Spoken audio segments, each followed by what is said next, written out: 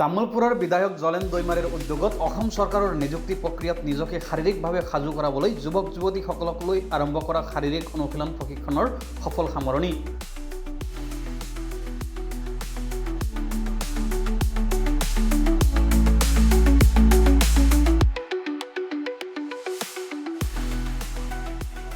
মুখ্যমন্ত্ৰী ডক্টৰ হিমন্ত বিশ্ব শৰ্মাই ঘোষণা কৰা নিকা আৰু স্বচ্ছ নিযুক্তি প্ৰক্ৰিয়াত উৎসাহিত হৈ পৰিছে তামুলপুৰৰ ভূটান সীমান্তৰ গ্ৰাম্যাঞ্চলৰ যুৱক যুৱতীসকল। শেহতীয়াকৈ অসম চৰকাৰে তৃতীয় আৰু চতুৰ্থ শ্ৰেণীৰ নিযুক্তি পৰীক্ষাৰ সমান্তৰালভাৱে অসম পুলিচ কামাণ্ডো আৰু অগ্নিবীৰত নিযুক্তিৰ বাবে পৰীক্ষাৰ দিন ঘোষণা কৰিছে।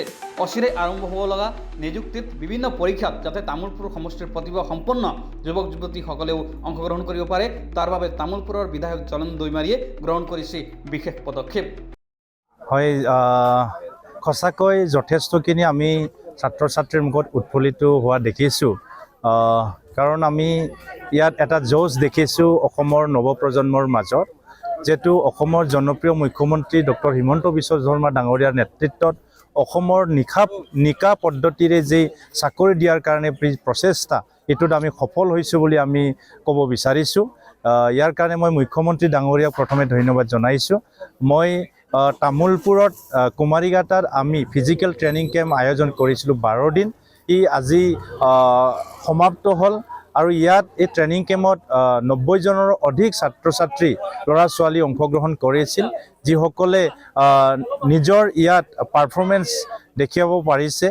গতিকে ইয়াত মোক সহায় কৰাৰ কাৰণে আমাৰ তামুলপুৰ এক্স আৰ্মি এছ'চিয়েশ্যনৰ বিষয়ববীয়াক মই ধন্যবাদ জনাইছোঁ আৰু আমাৰ তামুলপুৰ স্পৰ্টছৰ আমাৰ এথলেটিক্সৰ শিক্ষক তেওঁসকলকো মই ধন্যবাদ জনাইছোঁ।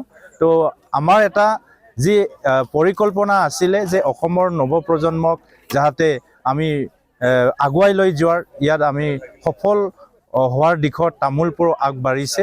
গতিকে মই আশা ৰাখিছোঁ এই ল'ৰা ছোৱালী নিশ্চয় অনাগত দিনত হ'বলগীয়া যি আমাৰ সফলভাৱে তেওঁসকলৰ সফল হ'ব বুলি মই আশা ৰাখিছোঁ আৰু যিমান পাৰোঁ তামুলপুৰ সমষ্টিৰ পৰা ল'ৰা ছোৱালীক উৎসাহ দিয়াৰ কাৰণে কাম কৰি যাওঁ। MLA জলেন দৈমাৰী ছাৰৰ পৰা হৈছিল, আহি বহুত ভাল লাগিছে। ইয়াতে 12 দিনৰ কৰ্মশালা হৈছিল। ইয়াতে আমাক শিকাইছে কেনেকৈ আমি ফিজিকেলৰ কাৰণে ট্ৰেইনিং ল'ব লাগে, আমাক উৎসাহিত কৰিছে আৰু আমাৰ থিয়ৰী ক্লাছো দিছে মাজে মাজে, আমি ফিজিকেলি কেনেকৈ ষ্ট্ৰং হ'ব লাগে সেই চবি কৈছে। আহি বহুত ভাল লাগিছে। আমাৰ 110-100 মান আছিল আৰু আমি ৰানিংটো দিয়া গৈছে আৰু লং জাম্পটো দিয়া গৈছে আৰু বিভিন্ন ধৰণৰ ষ্ট্ৰেচিং আৰু যিমান ফিজিকেলি আমি সেই থাকিব লাগে সেই চব দিয়া গৈছে। আৰ্মি কামাণ্ডো অগ্নিবীৰত যি লাগে পুল আপ সেই চব দিয়া গৈছে।